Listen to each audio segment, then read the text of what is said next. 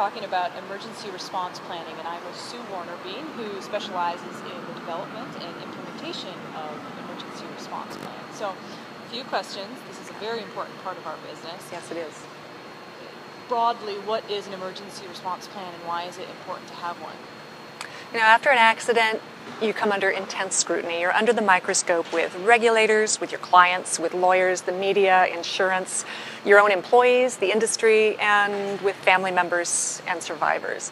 And a good emergency response plan is what helps you navigate that process. It's more than checklists. And that's kind of a fallacy out there that you have checklists, but those get you through the first few hours, and they're a tactical document that tell you what to do. An emergency response plan is a strategic document, and it tells you what you're trying to accomplish over the longer term. It addresses priorities and responsibilities. It's like the difference between the key that starts your engine is your checklist, and the GPS system is your ERP, and it can save your business. What are some of the components of an emergency response plan that can actually be planned for in advance of a disaster that would save the reputation of your company? You know, surprisingly, there are quite a few. There are the checklist items, the phone calls, command center documentation, those things.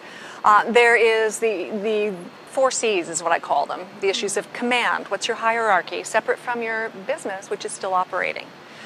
There's control. How are you managing this in a centralized way? There's communication, conference bridges, and a smooth two-way flow of information. And then there's coordination with the outside agencies. But very critically, there's also family assistance. And that can be addressed and must be addressed, because that's arguably the area where you have the most control and the greatest vulnerability. Who's going to call the crew families? Who's going to call the passenger families? What are they going to say to them? And then what do they do next? And families will probably want to travel to the accident location. How do you accommodate that? It's going to be a long process for them to get their loved ones and the belongings back. So you can plan for that. You can train to it. You can practice it so that if it happens, your whole organization, not just 1 or 2 people, but your whole organization knows what to do, because it's your company, it's your reputation, it's your response, and you only get one chance to get it right. And we're being proactive as opposed to reactive. Absolutely. Thank you for being such a great resource to us. Thank you.